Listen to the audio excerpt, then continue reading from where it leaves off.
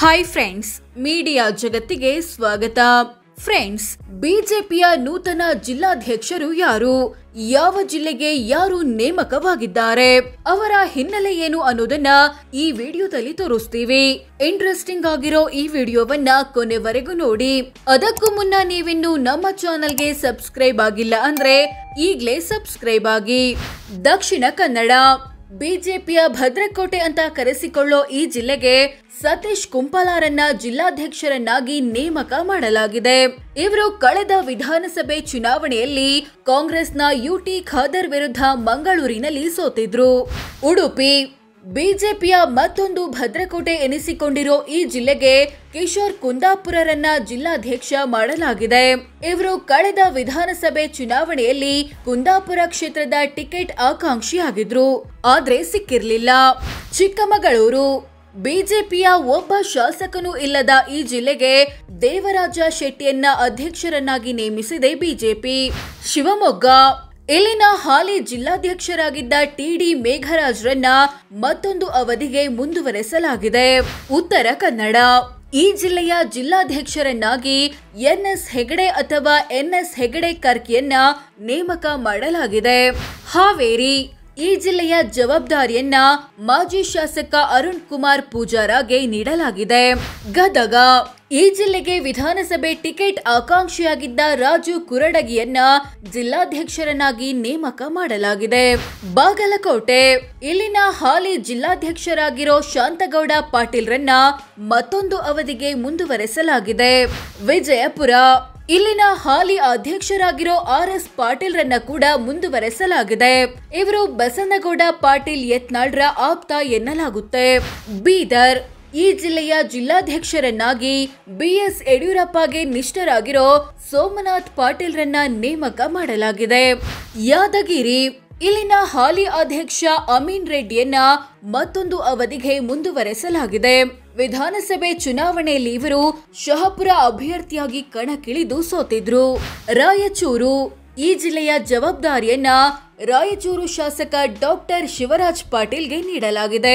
ಕೊಪ್ಪಳ ಈ ಜಿಲ್ಲೆಯಲ್ಲಿ ಪಕ್ಷ ಸಂಘಟನೆಯ ಜವಾಬ್ದಾರಿಯನ್ನ ನವೀನ್ ಗುಳಗಣ್ಣನವರ್ಗೆ ಕೊಡಲಾಗಿದೆ. ಬಳ್ಳಾರಿ ಈ ಜಿಲ್ಲೆಯ ಜಿಲ್ಲಾಧ್ಯಕ್ಷರಾಗಿ ಅನಿಲ್ ಕುಮಾರ್ ಮೋಕಾರನ್ನ ನೇಮಕ ಮಾಡಲಾಗಿದೆ. ವಿಜಯನಗರ ಇಲ್ಲಿನ ಹಾಲಿ ಅಧ್ಯಕ್ಷರಾಗಿದ್ದ ಚನ್ನಬಸವನಗೌಡ ಪಾಟೀಲ್ರನ್ನ ಮತ್ತೊಂದು ಅವಧಿಗೆ ಮುಂದುವರೆಸಲಾಗಿದೆ. ದಾವಣಗೆರೆ ಈ ಜಿಲ್ಲೆಯ ಜಿಲ್ಲಾಧ್ಯಕ್ಷರಾಗಿ ರಾಜಶೇಖರ್ ನಾಗಪ್ಪ ಎಂಬುವರನ್ನ ನೇಮಕ ಮಾಡಲಾಗಿದೆ. ಚಿತ್ರದುರ್ಗ ಈ ಜಿಲ್ಲೆಯ ಹಾಲಿ ಅಧ್ಯಕ್ಷರಾದ ಎ ಮುರಳಿ ಮತ್ತೊಂದು ಅವಧಿಗೆ ಕಂಟಿನ್ಯೂ ಆಗಿದ್ದಾರೆ. ರಾಮನಗರ ಈ ಜಿಲ್ಲೆಗೆ ಸಂಘಟನಾ ಚತುರ ಅಂತ ಗುರುತಿಸಿಕೊಂಡಿರೋ ಆನಂದ ಸ್ವಾಮಿಯನ್ನ ನೇಮಕ ಮಾಡಲಾಗಿದೆ. ಇವರು ಮೂಲತಃ ಚನ್ನಪಟ್ಟಣದವರು. ಬೆಂಗಳೂರು ಗ್ರಾಮಾಂತರ ಈ ಜಿಲ್ಲೆಯಲ್ಲಿ ಪಕ್ಷ ಸಂಘಟನೆಯ ಜವಾಬ್ದಾರಿಯನ್ನ ರಾಮಕೃಷ್ಣಪ್ಪ ಎಂಬುವರಿಗೆ ನೀಡಲಾಗಿದೆ. ಚಿಕ್ಕಬಳ್ಳಾಪುರ ಇಲ್ಲಿನ ಹಾಲಿ ಅಧ್ಯಕ್ಷರಾದ ರಾಮಲಿಂಗಪ್ಪರನ್ನ ಮತ್ತೊಂದು ಅವಧಿಗೆ ಮುಂದುವರೆಸಲಾಗಿದೆ. ವಿಧಾನಸಭೆ ಚುನಾವಣೆಯಲ್ಲಿ ಇವರು ಬಾಗೇಪಲ್ಲಿ ಟಿಕೆಟ್ ಆಕಾಂಕ್ಷಿಯಾಗಿದ್ರು. ಕೋಲಾರ ಈ ಜಿಲ್ಲೆಯ ಹಾಲಿ ಅಧ್ಯಕ್ಷರಾದ ಡಾಕ್ಟರ್ ಕೆಎನ್ ವೇಣುಗೋಪಾಲ್ ಮತ್ತೊಂದು ಅವಧಿಗೆ ಮುಂದುವರೆದಿದ್ದಾರೆ. ಇವರು ವಿಧಾನ ಪರಿಷತ್ ಚುನಾವಣೆಯಲ್ಲಿ ಸೋತಿದ್ರು. ಹಾಸನ ಈ ಜಿಲ್ಲೆಗೆ ಬೇಲೂರು ವಿಧಾನಸಭಾ ಕ್ಷೇತ್ರದಲ್ಲಿ ಸಕ್ರಿಯರಾಗಿರುವ ಸಿದ್ದೇಶ್ ನಾಗೇಂದ್ರರನ್ನ ಜಿಲ್ಲಾಧ್ಯಕ್ಷರಾಗಿ ನೇಮಕ ಮಾಡಲಾಗಿದೆ. ಮಂಡ್ಯ ಬಿಜೆಪಿಗೆ ಅಷ್ಟೊಂದು ನೆಲೆ ಇಲ್ಲದ ಈ ಜಿಲ್ಲೆಯ ಜವಾಬ್ದಾರಿಯನ್ನ ಡಾಕ್ಟರ್ ಇಂದ್ರೇಶ್ ಕುಮಾರ್ಗೆ ನೀಡಲಾಗಿದೆ. ವಿಧಾನಸಭೆ ಚುನಾವಣೆಯಲ್ಲಿ ಇವರು ಮೇಲುಕೋಟೆ ಕ್ಷೇತ್ರದಿಂದ ಸ್ಪರ್ಧಿಸಿ ಸೋತಿದ್ರು. ಕೊಡಗು ಈ ಜಿಲ್ಲೆಗೆ ರವಿ ಕಾಳಪ್ಪ ಅಥವಾ ನಾಪಂಡ ರವಿ ಕಾಳಪ್ಪರನ್ನ ಜಿಲ್ಲಾಧ್ಯಕ್ಷರಾಗಿ ನೇಮಿಸಲಾಗಿದೆ.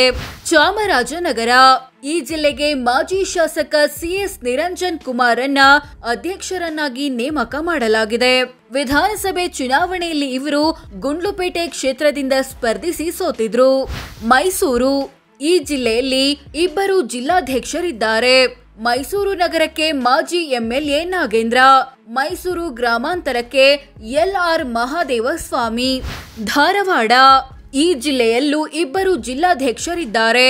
ಹುಬ್ಬಳ್ಳಿ ಧಾರವಾಡಕ್ಕೆ ತಿಪ್ಪಣ್ಣ ಮಜ್ಜಗಿ, ಧಾರವಾಡ ಗ್ರಾಮಾಂತರಕ್ಕೆ ನಿಂಗಪ್ಪ ಸುತ್ತಗಟ್ಟಿ.